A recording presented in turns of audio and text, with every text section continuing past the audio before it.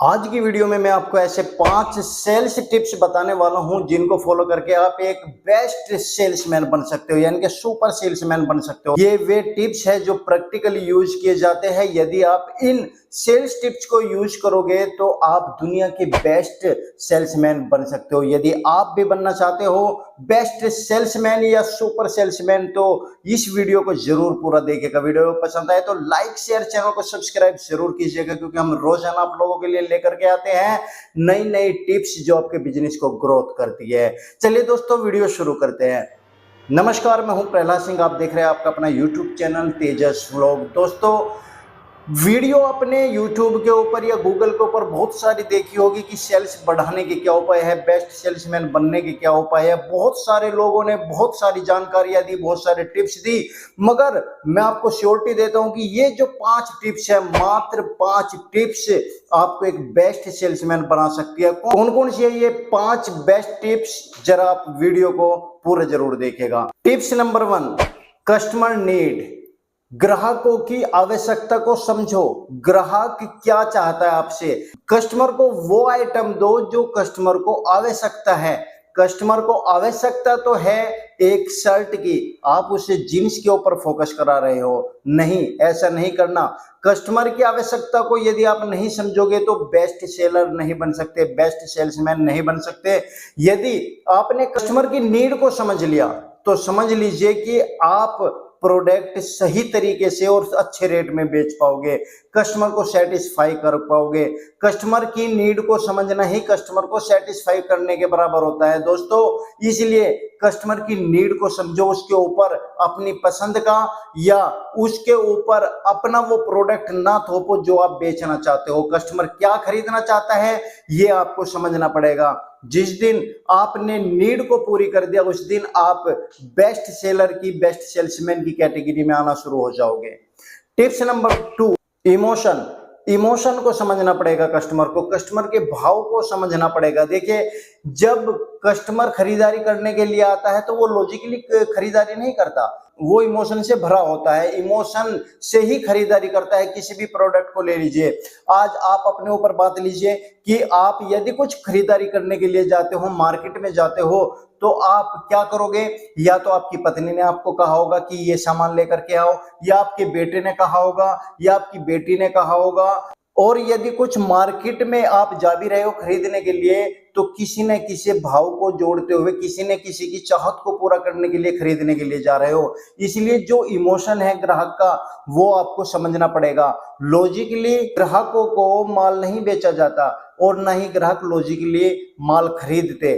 माल कब खरीदते हैं? जब ग्राहकों का इमोशन उजागर होता है, जब ग्राहकों का इमोशन का दबाव उसके ऊपर आता है। जैसे कि फैमिली का दबाव है। सपोज कीजिए कि आप खुद सोच कर देखें कि जब आप कपड़े खरीदने के लिए जाते हो, बच्चों के हो, बड़ों के हो या आपके खुद के हो, क्या आप अपनी मर्जी से जाते हो? क्या आप लॉजिकली वहां पर जाकर के ऐसे ही खरीद लेते हो? कुछ ना कुछ इमोशन का दबाव होता है, कुछ ना कुछ फैमिली का दबाव होता है, वो इमोशन जुड़ा होता है हर खरीदारी के पीछे। उसके भावनात्मक सोच को समझिए कस्टमर की कि आखिर वो चाहता क्या है। सपोज कीजिए कि उसके 2 प्यारे प्यारे बच्चे हैं, वो बच्चों के लिए कुछ प्रोडक्ट खरीदने के लिए आया। अब यदि आपने उस इमोशन को ना समझते हुए आप उन बच्चों की तरफ को, जिसके लिए वो खरीदने के लिए आया, आप उनकी तरफ तो प्रोडक्ट बेचने की नहीं सोच रहे, बल्कि जो आपके सामने कस्टमर खड़ा हुआ है उसको प्रोडक्ट बेचने की कोशिश कर रहे हैं। कहने का मतलब बड़ों का प्रोडक्ट, उसके लिए प्रोडक्ट देने की कोशिश कर रहे हैं, जबकि उसका इमोशन बच्चों से जुड़ा हुआ है। वो बच्चों के कपड़े देखने के लिए आपके पास आया था तो उसे बच्चों के कपड़े ही दिखाओ। जब बच्चों के कपड़े सेल हो जाए तो तब आप उसके साथ इमोशन में खेल सकते हो। जैसे कि भाई सबके घर में फैमिली होती है, बच्चों के लिए तो तब आप उसे कह सकते हो यदि आपकी शॉप में, तो सर आपके लिए भी हमारे पास इस तरह का प्रोडक्ट है, आप भी यदि ले तो बच्चों को भी अच्छा लगेगा कि हमारे डैडी ने ऐसा कुछ पहन रखा है। आप अपनी वाइफ के लिए ले तो उसको भी अच्छा लगेगा। तो ये होता है इमोशन के साथ खेलना। यदि आप इमोशन के साथ खेलोगे तो सेल्स बढ़ेगी, और सेल्स बढ़ेगी तो आप खुद ही कहोगे कि आप एक अच्छे सेल्समैन हो और आप अच्छी तरीके से दिन में सेल निकाल लेते हो। तो दोस्तों इमोशन बहुत जरूरी है, ग्राहक का इमोशन जरूर समझिएगा यदि सेल्स आपको बढ़ानी है। टिप नंबर 3, विरोध। दोस्तों आपने देखा होगा कि जब आप कोई प्रोडक्ट बड़ी उम्मीद से लाते हैं, बड़े मोल भाव करके या बहुत टेस्ट करके लाते हो कि भाई ये माल हमारी दुकान पे बहुत ज्यादा चलेगा, मगर आप क्या देखते हो कि कस्टमर उसे रिजेक्ट करता है, रिजेक्शन डाल देता है, विरोध करता है उसका कि हमें ये माल पसंद नहीं आ रहा है। एक नहीं, दो तीन चार कस्टमर सारे विरोध करने लगते हैं। तो इसका आपको बुरा नहीं मानना है। अच्छा सेल्समैन वही होता है जो दिल पे ना ले ग्राहक की बात को, बुरा नहीं मानना है। उसने आपकी सर्विस को, आपके प्रोडक्ट को रिजेक्ट किया है, आपको रिजेक्ट नहीं किया है। आपके पास चांस है आगे बढ़ने के। आप समझिए कि उसने रिजेक्ट क्यों किया है आपका प्रोडक्ट।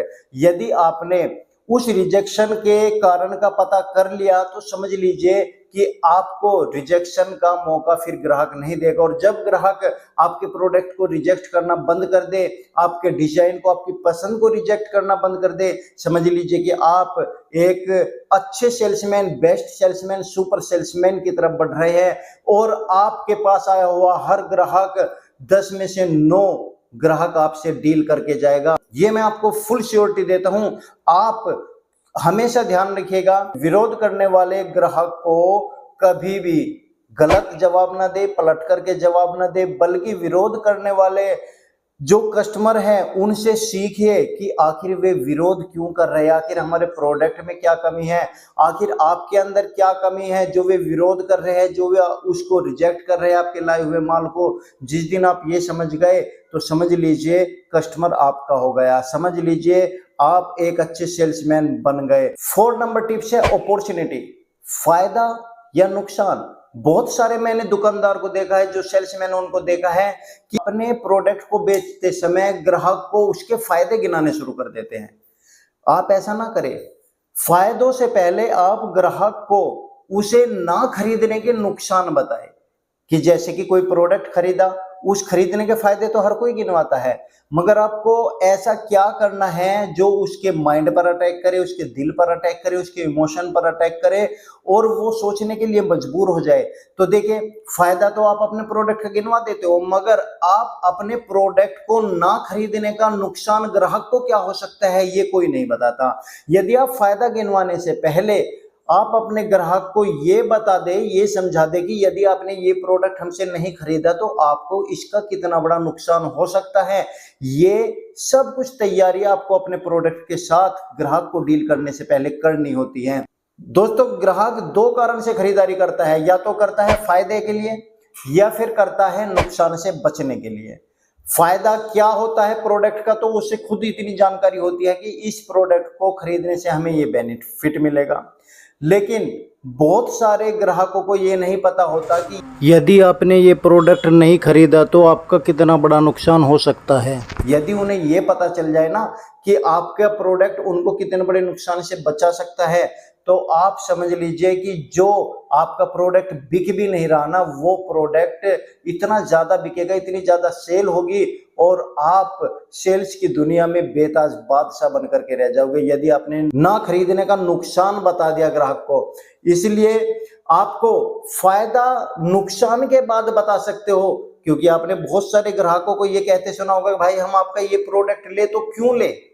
तो आपको यहाँ पर उसके फायदे नहीं गिनाने हैं, क्यों ले ये फायदे नहीं गिनाने हैं। आपको कहना है कि सर यदि आप यहां से ये प्रोडक्ट ना ले तो सबसे पहले मैं आपका नुकसान बता देता हूं कि इस प्रोडक्ट को ना खरीदने का आपको कितना बड़ा नुकसान हो सकता है। फायदे इसके बाद आप ऑटोमेटिक खुद समझ जाएंगे। तो ग्राहक अट्रैक्ट होता है, सुनता है आपकी बातों को, फोकस करता है, इमोशनली अटैच होता है आपसे और प्रोडक्ट खरीदता है और आप बन जाते हो best salesman. Tip number 5, sales को ग्रोथ करना सीखे। ग्रोथ कैसे करोगे? देखिए, एक्सपीरियंस से सेल्स होता है और सेल्स को एक्सपीरियंस करने के लिए आप क्या करते हो कि बहुत सारी किताबें खरीद करके ले आते हो। किताबें पढ़ते हो कि कैसे सेल्स करेंगे, किताबें पढ़ते हो कि किस तरह से सबसे ज्यादा बिक्री होगी, मगर मैं आपको एक सही बात बताऊं, सटीक बात, किताब पढ़ने से ज्ञान पैदा होता है, एक्सपीरियंस नहीं आता। एक्सपीरियंस आपको तब आएगा खास तौर पे जब आप सेल्स कर रहे हो, तो ज्यादा से ज्यादा लोगों से जब आप मिलोगे, आप ज्यादा से ज्यादा अपने प्रोडक्ट को लोगों तक पहुंचाओगे, ज्यादा से ज्यादा अपने प्रोडक्ट को लेकर के लोगों के बीच में जाकर के अपने प्रोडक्ट की विशेषता बताओगे और उन्हें समझाओगे कि यदि ये प्रोडक्ट नहीं खरीदा तो आप लोगों का कितना बड़ा नुकसान हो सकता है और खरीद लिया तो कितना बड़ा फायदा हो सकता है। जितने ज्यादा लोगों से मिलोगे उतनी ही ज्यादा सेल्स आपकी बढ़ेगी। हो सकता है आप फ्रेशर हो, आपको एक्सपीरियंस नहीं है सेल्स का, जब आप पहले दिन जाओगे हो सकता है 5 लोगों से आप मिलो, 5 में से कोई भी आपका प्रोडक्ट ना खरीदे, लेकिन हिम्मत नहीं हारनी है। नेक्स्ट डे फिर आपको चलना है, 10 लोगों से मिलना है। 10 लोगों में से हो सकता है कि उनमें से भी कोई तैयार ना हो, मगर जैसे ही आप तीसरे दिन जाओगे तो 2 दिन का एक्सपीरियंस आपको होगा और 15 लोगों से मिलने का एक्सपीरियंस आपको होगा। जैसे ही आप नेक्स्ट डे 20 लोगों से मिलोगे तो मैं गारंटी के साथ कह सकता हूं कि कम से कम आप 10 लोगों को अपना प्रोडक्ट बेच के आओगे। क्यों? क्योंकि आपने ग्रोथ करने का फॉर्मूला ढूंढ लिया है। आपको एक्सपीरियंस हो चुका है 2 दिन का, आपको एक्सपीरियंस हो चुका है बीते हुए 2 दिन में 15 लोगों से डील करने का, 15 लोगों की बातों को समझने का, आखिर वे लेना क्या चाहते हैं, आखिर हमारा प्रोडक्ट बिक क्यों नहीं रहा। तो तीसरे दिन ऑटोमेटिक आपको एक्सपीरियंस हो जाता है और ये एक्सपीरियंस आपको एक जगह बैठकर नहीं होता। यदि आप सेल्स के बंदे हो तो आपको मार्केट में निकलना पड़ेगा। यदि आपको सेल्स में सुपर सेल्समैन बनना है, बेस्ट सेल्समैन बनना है, अपने जितने भी साथी है जो सेल्स करते हैं उनसे आगे निकलना है, तो मार्केट में ज्यादा से ज्यादा लोगों से मिले और कमियां को अपनी ढूंढे कि हमारा प्रोडक्ट बिक क्यों नहीं रहा है, ऐसा हम क्या कर रहे हैं जो कस्टमर हमसे अटैच नहीं हो पा रहा है, कस्टमर हमारे प्रोडक्ट को नहीं खरीद रहा है। जब आप 1-2 दिन मार्केट में निकलोगे, लोगों से मिलोगे, तो जितने दिन आपका माल नहीं बिकेगा उतना आपके पास एक्सपीरियंस इकट्ठा होता रहेगा और वो एक्सपीरियंस आपको नेक्स्ट डे काम आएगा जब आपका प्रोडक्ट बिकेगा।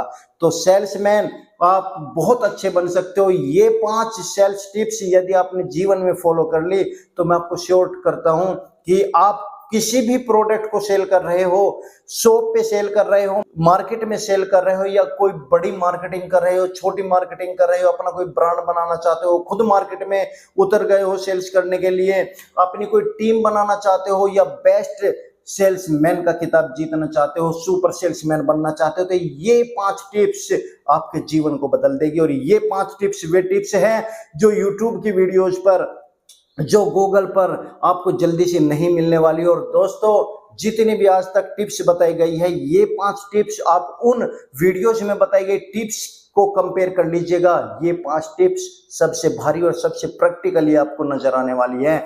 यही वे टिप्स है जिनसे सेल्समैन बहुत बड़े बड़े बिजनेसमैन बन गए हैं। इसलिए दोस्तों अभी कहता हूं, वीडियो पसंद आई होगी तो लाइक कीजिए, चैनल को सब्सक्राइब कीजिए और ज्यादा से ज्यादा शेयर कीजिएगा, बेल आइकन को जरूर दबाइएगा। नेक्स्ट वीडियो लेकर फिर मैं आपके साथ आऊंगा और नई वीडियो में फिर से नई चर्चा करेंगे और नई टिप्स के साथ मैं आपसे अलविदा लेता हूं। नेक्स्ट वीडियो में फिर मिलेंगे, तब तक के लिए राम राम।